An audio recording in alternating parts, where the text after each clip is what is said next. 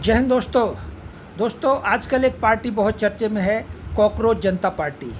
न जिसका सिर है न पैर है। सोशल मीडिया पे बनाई हुई पार्टी जिसके लोग दीवाने हो रहे हैं।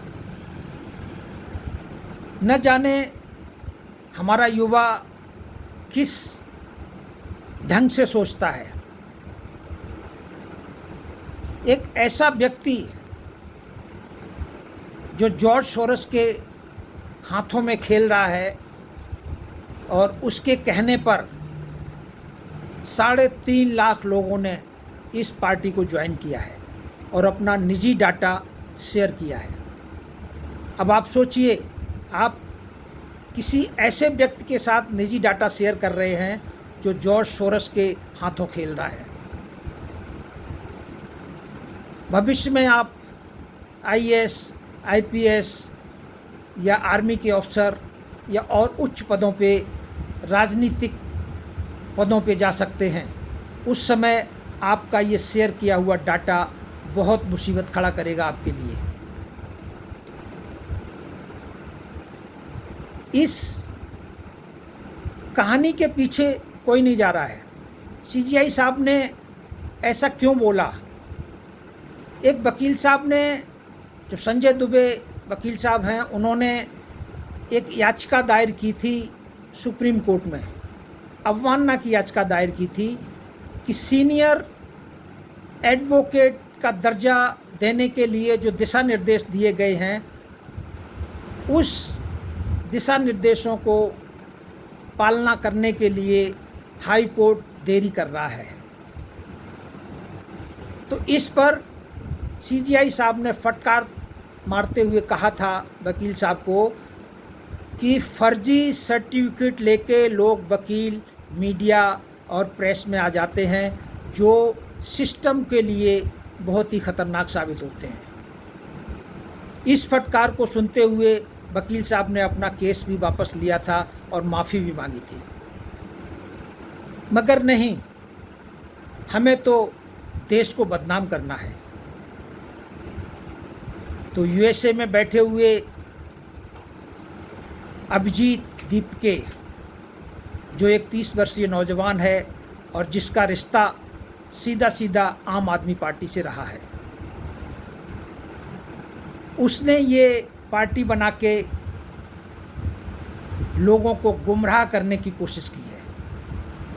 हमारा युवा इतना बेवकूफ़ युवा है कि घटना के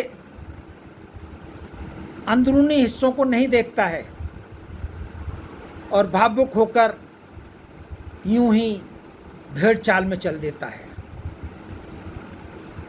दोस्तों, आप अंदाज़ लगाइए, 3.5 लाख लोगों की संख्या बहुत होती है। अब ये 3.5 लाख युवा मेरी नज़रों में तो अक्लमंद तो है नहीं। पार्टी की सदस्यता ग्रहण करने के लिए जो उसने शर्तें रखी हैं, वो शर्तें ही अजीब शर्तें हैं। एक तो व्यक्ति बेरोजगार होना चाहिए, आलसी होना चाहिए, 24 घंटे ऑनलाइन रहना चाहिए और पेशेवर तरीके से भड़ास निकालने की क्षमता होनी चाहिए। अब आपने ये सब बातें स्वीकार करके पार्टी की सदस्यता तो ले ली। अब आप अपने ऊपर ये मनन कीजिए, क्या मैं आलसी हूँ? अगर आप आलसी हैं तो आपका भगवान भी भला नहीं कर सकता है।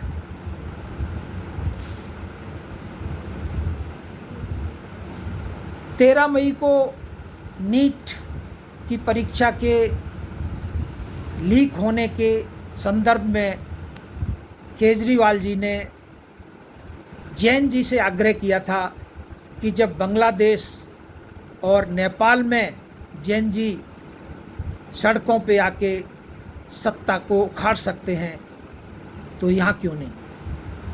तो केजरीवाल जी, सत्ता वहाँ पे उखड़ती है जहाँ की आर्मी कमज़ोर होती है या उन लोगों के साथ मिली होती है। हमारी आर्मी कभी भी देश के खिलाफ विद्रोह करने वाले लोगों के साथ नहीं जाएगी और ना ही इतनी कमज़ोर है। तो ये तो आप दिमाग से निकाल दीजिए कि इस देश में कभी भी तख्ता पलट होगा, या बीजेपी का शासन हो या कांग्रेस का शासन हो, किसी का भी शासन हो, मैं ये दावे से कह सकता हूँ कभी भी भारत देश में सत्ता का इस तरह से हस्तांतरण नहीं हो सकता है।